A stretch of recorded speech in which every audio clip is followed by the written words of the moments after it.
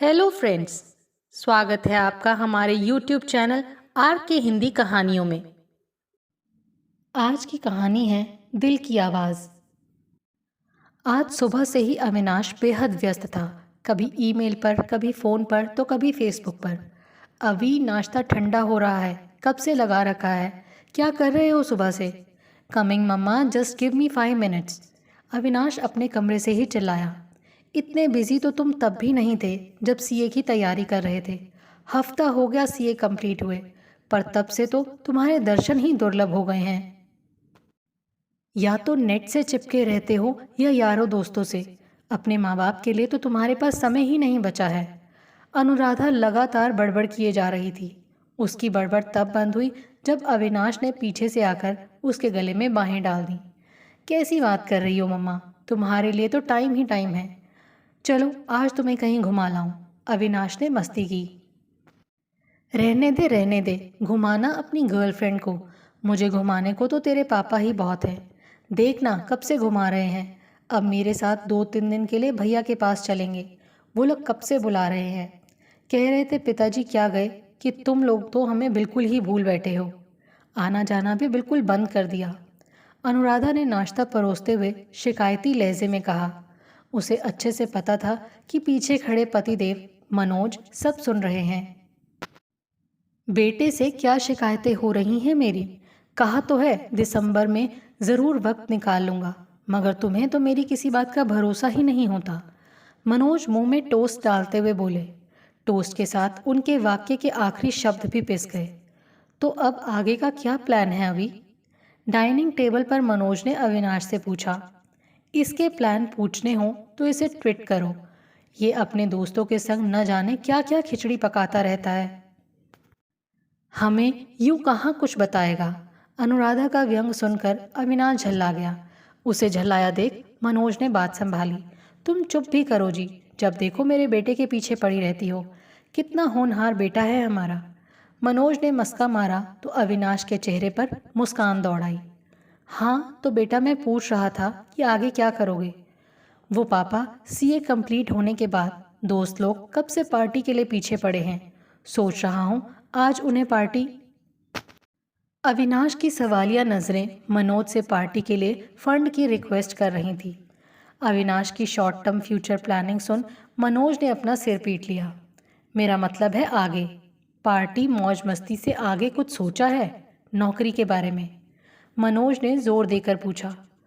हाँ सॉरी वो पापा, दरअसल एक कंसल्टेंसी फर्म में अप्लाई किया है। 2-3 दिन में इंटरव्यू के लिए कॉल करेंगे। होपफुली काम बन जाएगा। गुड। पापा वो पार्टी? ठीक है प्लान बना लो।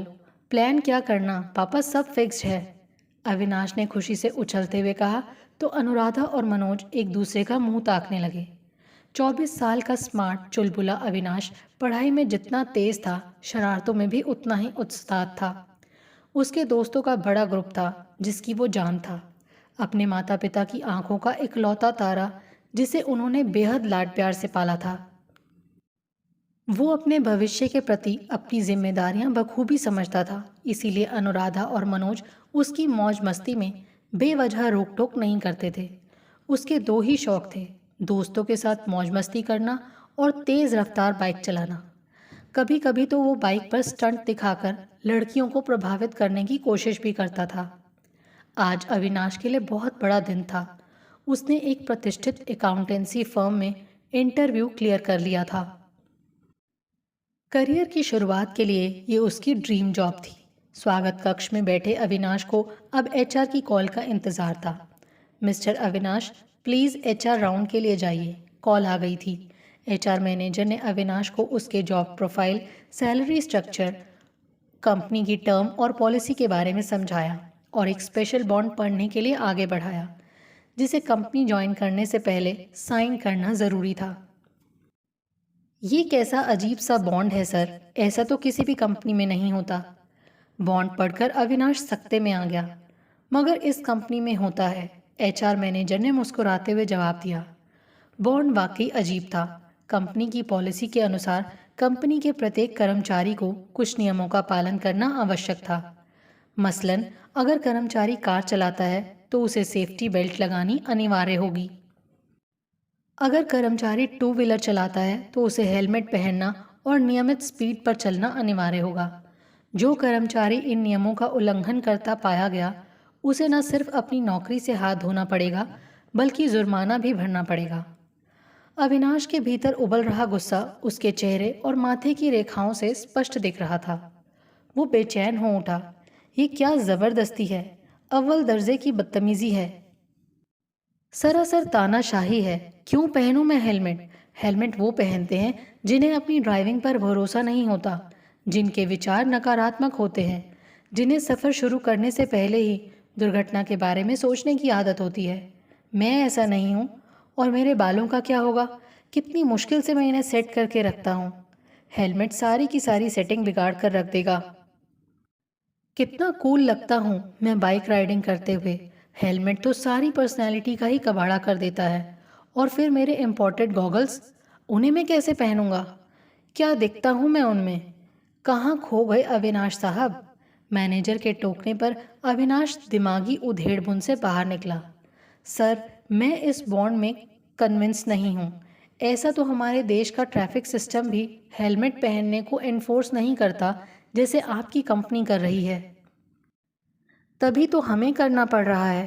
खैर, ये तो कंपनी के मालिक का निर्णय है, हम कुछ नहीं कर सकते। ये सरकारी कंपनी तो है नहीं, प्राइवेट कंपनी है, सो मालिक की तो सुननी ही पड़ेगी। अगर जॉब चाहिए तो इस पर साइन करना ही पड़ेगा।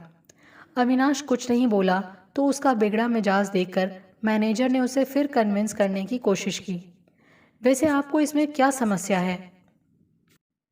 ये तो मैंने भी साइन किया था और ये आपकी भलाई के लिए ही है।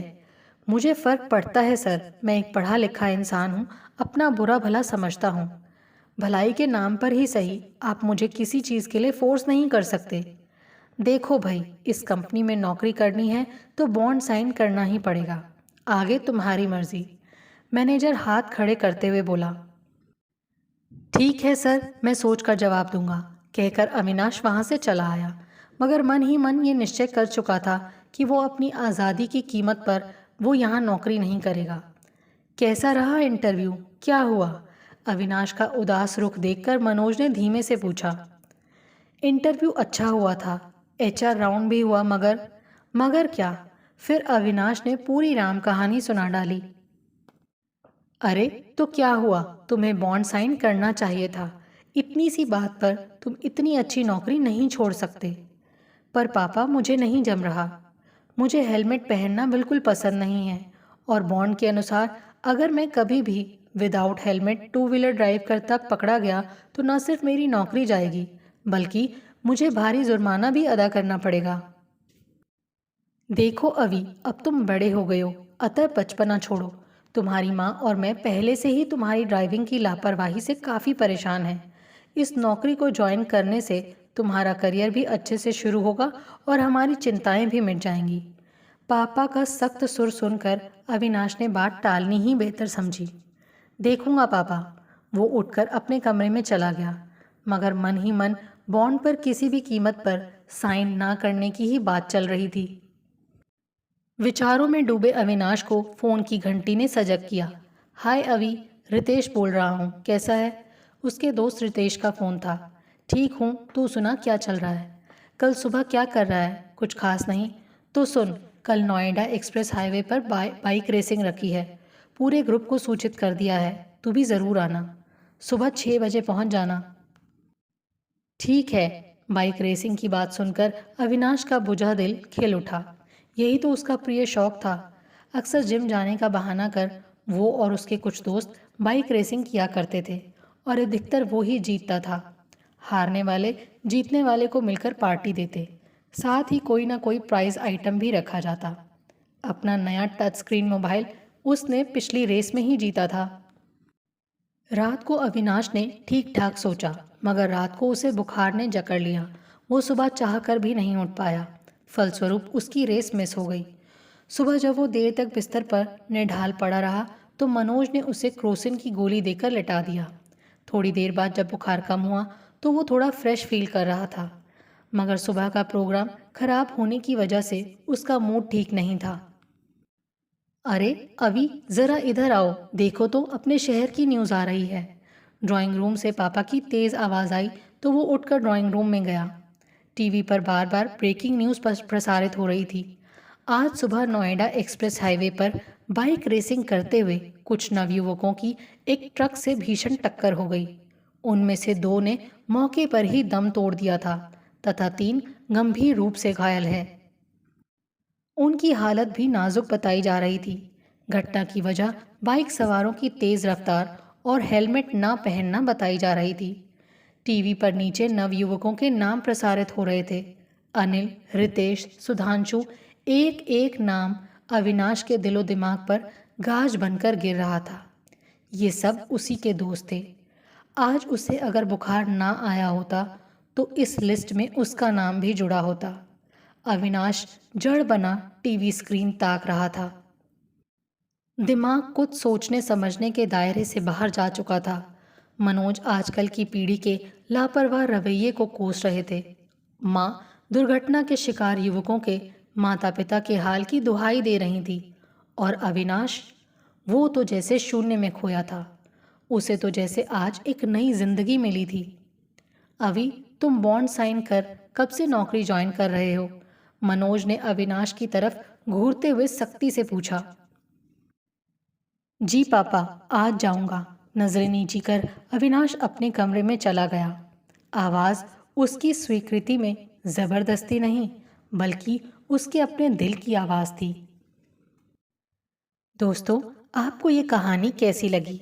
इसका अंत आपको कैसा लगा? प्लीज कमेंट करके जरूर बताएं। आपके सुझाव मेरा हौसला बढ़ाएंगे ताकि मैं एक बेहतर तरीके से आने वाली कहानियां प्रस्तुत कर सकूं।